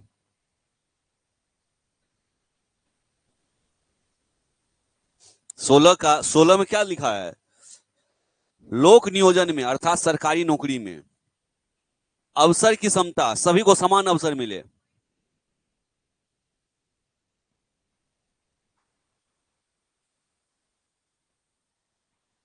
चलिए हो गया, आंसर आ गया। आंसर यही था, आरक्षण इसका अपवाद है। और क्या जस्टिफाई किया गया, क्यों आरक्षण दे रहे हैं, क्या कह के दिया गया है? क्योंकि हाँ, कोई रेस में नीचे है तो उसको समान स्तर लेवल पे ले आएंगे, तब ये पूरी तरह से लागू हो जाएगा, सबको समान अवसर। यदि कोई नीचे है तो उसको तो प्रमोट करना होगा, तब ना इक्वल होगा, बराबर होगा दोनों, इसीलिए उसे आरक्षण दिया गया। लोक नियोजन में विषय में अवसर की समता, राज के अधीन किसी पद के लिए जैसे नियुक्ति हो रहा है, सबको समान अवसर मिले, ये चीज है 16 में। लेकिन अपवाद है SC, ST, OBC इत्यादि को आरक्षण। अनुच्छेद 17 अस्पृश्यता का अंत, अस्पृश्यता का उन्मूलन, इसे दंडनीय अपराध घोषित किया गया है, छुआछूत को। 17 में। 18 में बताइएगा क्या है? उपाधियों का अंत। 18 में उपाधियों का अंत। सबके जुबान में क्यों नहीं है ये उपाधियों का अंत? आज के बाद जुबान पे हो जाना चाहिए। आप PDF दिए हैं सबको, आप प्रिंट आउट करा लेंगे और बहुत ज्यादा रीडिंग देंगे, 5 बार 10 बार देंगे, बहुत फैक्ट आ जाएगा आपको, आपका पॉलिटिक्स बहुत बूस्ट हो जाएगा। उपाधि का अंत है सेना या विधि संबंधित सम्मान के सिवा अन्य कोई भी उपाधि राज्य द्वारा प्रदान नहीं किया जाएगा। सेना का है तो चलेगा, ठीक है। और भारत का कोई नागरिक किसी अन्य देश से बिना राष्ट्रपति की आज्ञा का कोई उपाधि नहीं स्वीकार कर सकता है। किसके आधार पे? अनुच्छेद 18। उपाधियों का भी अंत कर दिया गया और किसी देश से भी सामान नहीं ले सकते हैं राष्ट्रपति की अनुमति के बिना। भारत सरकार द्वारा भारत रत्न, पद्म विभूषण, पद्म भूषण, पद्म श्री और सेना द्वारा परमवीर चक्र, महावीर चक्र, और वीर चक्र पुरस्कार अनुच्छेद 18 के तहत ही दिए जाते हैं, वो राष्ट्रपति के द्वारा ही दिया जाता है। ठीक है, आइए, स्वतंत्रता का अधिकार अनुच्छेद 19 से लेकर के 22 तक। मूल संविधान में 7 तरह की स्वतंत्रता का उल्लेख था और वर्तमान में 6 है। अनुच्छेद 19F को संपत्ति का अधिकार को समाप्त कर दिया गया है। ठीक है, और 19 और 100 है। 44वां संविधान संशोधन 1978 द्वारा इसे हटा दिया गया। और क्या पड़े थे पीछे, किन प्रधानमंत्री कौन, जब संपत्ति का अधिकार हटाया गया? यस, मोरारजी देसाई। क्यों नहीं याद रहता आप लोग को? क्या करेंगे तो आप लोग याद रहेगा? याद करना है ना। ठीक है, और जिस समय देश 2002 में जब, ठीक है, 2002 में जब निःशुल्क शिक्षा का लाया गया कानून, तो कौन थे? अटल बिहारी वाजपेयी थे। क्या 86वां संविधान संशोधन? मौलिक कर्तव्य में 11वां कर्तव्य जोड़ा गया। पहले से 10 था, 11वां जोड़ा गया। किसके समय में? अटल बिहारी वाजपेयी के प्रधानमंत्रित्व काल में। आइए, प्रेस की स्वतंत्रता का मतलब किस अनुच्छेद में है? 19 के ए में। और प्रेस की स्वतंत्रता का मतलब है अखबारों को कुछ भी छापने लिखने का अधिकार है। यह है प्रेस की स्वतंत्रता, मीडिया को। और अनुच्छेद 20 में अपराधों के लिए दोष सिद्धि के संबंध में संरक्षण। इसका क्या मतलब हुआ? कोई अपराध किया तो दोषी है या नहीं है, इसका वो क्या कर सकता है? अपने आप को सिद्ध कर सकता है, संरक्षण कर सकता है। और अनुच्छेद 21 में प्राण और देह स्वतंत्रता का संरक्षण दिया गया है कि उसे प्राण और देह की, अच्छा, जब आपातकाल लागू होता है, कुछ भी लागू होता है, मूल कर्तव्य सब कुछ हटाया जा सकता है, लेकिन क्या नहीं हटाया जा सकता है? कौन सा? 20-21 हमेशा रहता है। और अनुच्छेद 21 के तहत राज्य के 6 से 14 वर्ष के आयु के बच्चे को ऐसे ढंग से जैसा कि राज्य के विधि द्वारा अवधारित करे निःशुल्क और अनिवार्य शिक्षा उपलब्ध कराया जाएगा। 86वां संविधान संशोधन 2002 में 21 का को। ठीक है, और शोषण के विरुद्ध अधिकार, ठीक है, 23 से लेकर के 24 तक, 23 से लेकर के 24 तक शोषण के विरुद्ध अधिकार। अनुच्छेद 23 में मानव के दुर्व्यापार और श्रम का प्रतिषेध है और इसके द्वारा किसी व्यक्ति की खरीद बिक्री, बेगारी और इस प्रकार का अन्य जबरदस्ती काम नहीं लिया जा सकता और श्रम निषिद्ध किया गया है। इतना भी काम न ले कि वो व्यक्ति मर जाए, ऐसा न किया जाए। ठीक है, और जिसका उल्लंघन विधि के अनुसार दंडनीय अपराध है। यदि इसका उल्लंघन करता है कोई तो दंडनीय अपराध है। और एक और बात है, इसी में लिखा हुआ है, जरूरत पड़ने पर राष्ट्र की सेवा करने के लिए बाध्य किया जा सकता है। ऐसा तो किया नहीं गया अभी तक कभी, लेकिन किया जा सकता है। ठीक है, और अनुच्छेद 24 बालकों के नियोजन का प्रतिषेध है। याद रखने का ट्रिक है 14-24, 14-24, 24 में 14 वाली बात, 14 वाली बात 24 में। ठीक है, बालकों के नियोजन का प्रतिषेध, अर्थात बालकों को कारखाना में नहीं लगाया जा सकता है, उन्हें पढ़ने दिया जाना चाहिए। 14 वर्ष से कम आयु के किसी भी बच्चे को कारखाना, खान या जोखिम भरे कार्य में नियुक्त नहीं किया जा सकता है। ये था, 24 तक कंप्लीट हो गया। आइए 25 से 28 तक, धार्मिक और शिक्षा का अधिकार। धार्मिक और शिक्षा का अधिकार 25 में अंतःकरण की और धर्म को अबाध रूप से मान्य। आप किसी भी धर्म को मान सकते हैं, आप मान सकते हैं, आपको मानने पे कोई मना ही नहीं है। ठीक है, लेकिन सरकार नहीं मानेगी, तब ना वो धर्मनिरपेक्ष सरकार कहलाएगी। ये बात होती है। आप कुछ भी कर सकते हैं धर्म के लिए, मतलब धर्म के लिए आप ये नहीं कि दूसरे का जान ले सकते हैं, ये नहीं, कुछ नहीं कर सकते। मतलब आप उसका प्रचार कर सकते हैं, प्रसार कर सकते हैं, अपने घर पे झंडा लगा सकते हैं, अपने घर पे मंदिर बना सकते हैं, मस्जिद बना सकते हैं, गुरुद्वारा बना सकते हैं, इसके लिए कोई रोकने नहीं आएगा आपको। ठीक है, और यही चीज है प्रचार करने की स्वतंत्रता। कोई भी व्यक्ति किसी भी धर्म मान सकता है और उसका प्रचार प्रसार कर सकता है, कोई भी धर्म मान सकता है। और अनुच्छेद 26 में धार्मिक कार्य प्रबंध की स्वतंत्रता है, धार्मिक कार्य का प्रबंध करेगा और व्यक्ति को अपने धर्म के लिए संस्थाओं की स्थापना और पोषण करने, विधि सम्मत संपत्ति के अर्जन करने और स्वामित्व और प्रशासन का अधिकार दिया गया है। ठीक है, विधि के द्वारा। और अनुच्छेद 27 में राज्य के किसी भी व्यक्ति को ऐसे कर देने के लिए बात नहीं किया जा सकता जिसकी आय किसी विशेष धर्म या धार्मिक संप्रदाय की उन्नति या पोषण के व्यय करने के लिए विशेष रूप से निश्चित कर दी गई हो। अर्थात ये नहीं कह सकते हैं कि मुझे हिंदू धर्म के लिए मंदिर बनाना है, दान दो या कर दो, टैक्स दो, ऐसा नहीं कर सकते हैं। और अनुच्छेद 28 में राज्य विधि द्वारा पुनः किसी शिक्षा संस्थान में कोई भी धार्मिक शिक्षा नहीं दी जाएगी। राज्य का सरकारी पैसा जा रहा है ना उस विद्यालय के टीचर को, इस विद्यालय को बनाने के लिए, तो कोई धार्मिक शिक्षा नहीं दी जाएगी। ठीक है, धार्मिक शिक्षा तो सब अवगत है, नहीं दी जाएगी। और ऐसे शिक्षण संस्थान अपने विद्यार्थियों को किसी धार्मिक अनुष्ठान भाग लेने या धर्मोपदेश पे बलात् सुनने या बात नहीं कर सकते हैं। और स्कूल में धर्म का उपदेश देना या फिर किसी जबरदस्ती सुनना या सुनाना नहीं किया जा सकता है। और फिर 5वां है संस्कृति और शिक्षा का अधिकार। अनुच्छेद 29।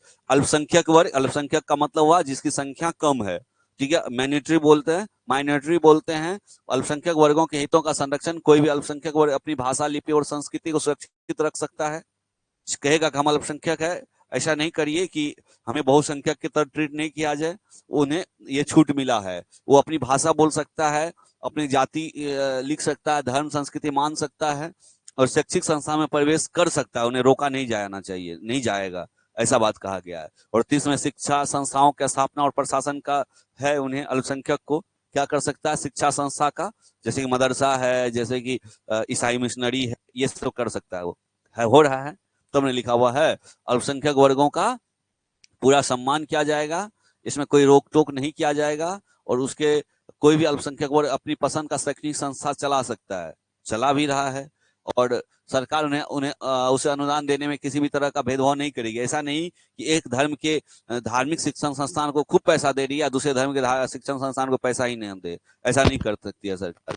और छठा है संवैधानिक उपचारों का अधिकार। संवैधानिक उपचारों का अधिकार मतलब समझ रहे हैं, जब भी आपका कोई अधिकार छीन रहा हो तो आप जाएंगे न्यायालय। कहाँ जाएंगे? High court, supreme court. High court article 226 और सुप्रीम कोर्ट आर्टिकल 32 के तहत, अनुच्छेद 32 के तहत संवैधानिक उपचारों का अधिकार को डॉक्टर भीमराव अंबेडकर ने संविधान की आत्मा कहा है। और इसके तहत रीट की संख्या 5 है। पूछा जाएगा रीट की संख्या कितनी है? 5 है। मौलिक अधिकार कितने हैं? 6 है। रीट की संख्या कितनी है? 5 है। कौन कौन रीट है? बंदी प्रत्यक्षीकरण रीट है, परमादेश है, प्रतिषेध लेख है, उत्प्रेषण है और अधिकार परीक्षा है। सबको समझिएगा। रीट का मतलब हुआ कि कोई भी अधिकार है, किस अधिकार से कोई ये काम कर रहा है, ये मतलब हुआ किस अधिकार से मेरे मौलिक अधिकार का कोई हनन कर रहा है। रीट का मतलब ये हुआ,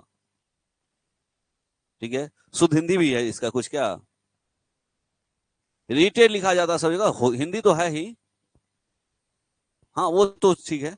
रीट का कोई एक शुद्ध हिंदी है, लेकिन वो ज्यादा लेंदिए है, इसीलिए रीटे वर्ड यूज होता है, ठीक है। परमादेश नहीं, अच्छा रीट का है, बता देंगे, अभी माइंड से स्लिप किया हुआ है। तो बंदी प्रत्यक्षीकरण क्या, हाँ वो अलग है, वो तो अलग रीट है। रीट का हिंदी है कुछ, लिखा हुआ है सब जगह, लुसेंट सब में भी लिखा है। आइए जान लीजिए रीट क्या है। तो रीट कानून है। क्या कानून है? यदि आपके मौलिक अधिकार का कोई छीन रहा है, आपको अधिकार मिला है कि आप नौकरी ले सकते हैं, बिहार का कोई भी नागरिक नौकरी ले सकता है, सबको लोक नियोजन में समान अवसर मिलेगा। और सरकार बोला कि फलना गांव का फलना आदमी नहीं ले सकता नौकरी, तो आप क्या करेंगे? रीट जारी करें, मतलब आप जाएंगे कोर्ट जाएंगे और बोलेंगे किस अधिकार के तहत हमको इससे वंचित किया जा रहा है, ठीक है, यही है रीट। आइए, बंदी प्रत्यक्षीकरण, परमादेश, प्रतिषेध लेख, उत्प्रेषण और अधिकार परीक्षा। बंदी प्रत्यक्षीकरण क्या हुआ? किसी व्यक्ति को बंदी बना लिया जाए, गिरफ्तार कर, बंदी मतलब गिरफ्तार, बंदी मतलब वो महाभारत वाला बंदी या रामायण वाला बंदी थोड़े ना है, बंदी मतलब गिरफ्तार। किसी को गिरफ्तार कर लिया गया तो उन्हें बताना पड़ेगा पुलिस को कि किस मामले में गिरफ्तार किया गया है, और सशरीर न्यायालय में उपस्थित करना होगा 24 घंटे के अंदर, ठीक है। और परमादेश, ये हुआ परम आदेश, आदेश दे रहे हैं हम कि हम आदेश पारित कर रहे हैं न्यायालय के द्वारा, न्यायालय कह रहा है कि आप किस अधिकार से ये काम कर रहे हैं, हम आदेश दे रहे हैं कि ये चीज अभी तुरंत में इसे बर्खास्त किया जाए, इसे बहाल किया जाए, ऐसे आदेश। और प्रतिषेध लेख, प्रतिषेध निषेध से बना है, अर्थात रोकने के लिए, किसी बात को, किसी कानून को, किसी नियम को रोकने के लिए जो किसी के अधिकार का हनन कर रहा है। और उत्प्रेषण, उत्प्रेषण मतलब यदि कोई किसी के पोस्ट को अवैध रूप से धारण कर लिया है तो उसे उस पोस्ट को खाली करने के लिए। और अधिकार परीक्षा, और अधिकार परीक्षा किस अधिकार से ये आप काम कर रहे हैं, ऐसा पूछना अधिकार परीक्षा हो गया। ये सभी चीजें हैं। देश में धर्मनिरपेक्षता को बढ़ावा देने के लिए धर्मनिरपेक्षता को 1976 में संविधान के 42वें संशोधन द्वारा उद्देशिका में जोड़ा गया था। उद्देशिका बोले तो प्रस्तावना, उद्देशिका क्या है? प्रस्तावना है, प्रस्तावना है उद्देशिका। कितने ईस्वी में? 1976 ईस्वी में। कहां जोड़ा गया है? संविधान में जोड़ा गया है, 42वें संविधान संशोधन के तहत 1976 ईस्वी में। इसका मतलब है मूल संविधान, क्या मूल संविधान में धर्मनिरपेक्षता वाला वर्ड था, शब्द था? नहीं था। किसको किसको जोड़ा गया है? तीन शब्द, समाजवाद, पंथ निरपेक्ष, अखंडता। पंथ निरपेक्ष ही धर्म निरपेक्ष है, पंथ निरपेक्ष ही धर्म निरपेक्ष है। और 42वें संविधान संशोधन 1976 को मिनी संविधान या लघु संविधान, मिनी मतलब इंग्लिश वर्ड है, लघु मतलब हिंदी वर्ड है, संविधान कहा जाता है। और राज्य के नीति निर्देशक सिद्धांत का वर्णन किसमें है? भाग 4 में है। भाग 3 में क्या है? मौलिक अधिकार, और भाग 4 में है नीति निर्देशक सिद्धांत। और न्यायालय में वाद योग नहीं है ये। न्यायालय, यदि आपका कोई मौलिक अधिकार नहीं दिया आपको, तो आप उसे न्यायालय में जाकर के बोलेंगे हमको किस अधिकार से ये नहीं दिया जा रहा है, हमको क्यों नहीं दिया जा रहा है। लेकिन आपका कोई ये राज्य के नीति निर्देशक तत्व में कोई नहीं दे रहा, कोई छीन लिया है, तो आप उसे न्यायालय नहीं जा सकते हैं। वाद नहीं, वाद योग नहीं होने का मतलब न्यायालय नहीं जा सकते हैं। भारतीय संविधान में मौलिक कर्तव्य कहां से लिया गया है? सोवियत संघ से लिया गया है। और वर्तमान में कितना मौलिक कर्तव्य है? 11, पहले 10। और भारत में किस तरह की नागरिकता की व्यवस्था है? एकल नागरिकता का प्रावधान है, जबकि अमेरिका में दोहरी नागरिकता का प्रावधान है। और भारतीय संविधान कैसा है? अंशतः कठोर अंशतः लचीला है।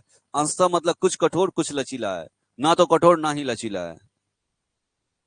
एकल नागरिकता का मतलब हुआ अमेरिका में दोहरी नागरिकता कैसे है और भारत में एकल नागरिकता कैसे है। इस बात को समझिए कि भारत में आपको आपके गांव का एक, आपके राज्य का एक नागरिकता और आपके एक देश का नागरिकता मिला है ना?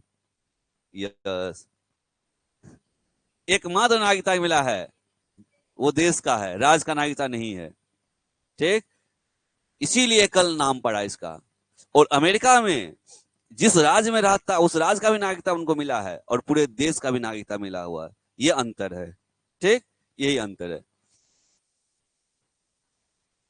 और एक और चीज है वहां पे, इसके अलावा भी एक चीज है, जैसे अपने यहाँ भारत में यदि कोई भारत का है तो किसी एक देश का नागरिकता रख सकता है, किसी और देश का नागरिकता स्वीकार किया तो अपने आप भारत का नागरिकता उसका खत्म हो जाएगा। अमेरिका में ऐसा नहीं, अमेरिका का है, आप साथ साथ किसी और देश आपको अलाउ कर रहा है तो आप ले सकते हैं नागरिकता। आइए, संसदीय सरकार, चलिए इसको कल करेंगे, लेकिन ये देख लेते हैं। संसदीय सरकार, भारतीय संसद के 3 अंग, तभी न बोल रहे थे। सदन 2, संसद के 2 सदन, अंग 3। तो ध्यान रखना है ना, ये छोटा छोटा बात है। लोग अपने भाव में आकर के ये पढ़ के गया, पूछ दिया, भाव में आ गया, अरे आज ही तो पढ़े हैं 2 सदन, 2 मारो, 3 है, 2 है, 4 है, सब है ना। तो थोड़ा सा भावना पे कंट्रोल रख के देखना है, सदन पूछ रहा है या अंग पूछ रहा है। अंग पूछ रहा है तो 3 जवाब होगा, सदन पूछ रहा है तो 2 जवाब होगा। अंग पूछे तो 3 कौन कौन? राष्ट्रपति, अंग पूछे तो 3, राष्ट्रपति, लोकसभा और राज्यसभा, और सदन पूछे तो लोकसभा और राज्यसभा। देखिएगा, कल इस सब चीज चर्चा करेंगे। देखिए कितना इंपॉर्टेंट चीज सब जाएगा, रिवीजन हो जाएगा। जहां कॉन्सेप्ट नहीं है आप मुझे टोकेंगे, सर प्रश्न काल क्या है, तारांकित प्रश्न क्या है और तारांकित प्रश्न क्या है, जवाब दी समझा दीजिए। सुबह नहीं आ पाओगे, बहुत कुछ छूट जाएगा, ऑनलाइन क्लास कर लेना। ठीक है, कानून की समझ यहां से करेंगे, कानून की समझ। हाँ, ये शाम में 8 बजे तक क्लास करने वाले हैं। जिस दिन 8 बजे तक क्लास हो जाएगा, 3 चीज चलेगा, साइंस, पॉलिटी, सोमवार से 8 बजे तक क्लास कर रहे हैं। ठीक है, साइंस, पॉलिटी और मैथ्स। ठीक है, अच्छा देख लेंगे, ये 3 क्लास चलेगा शाम में। सुबह में क्या चलेगा? Geography, history, reasoning. बचा क्या?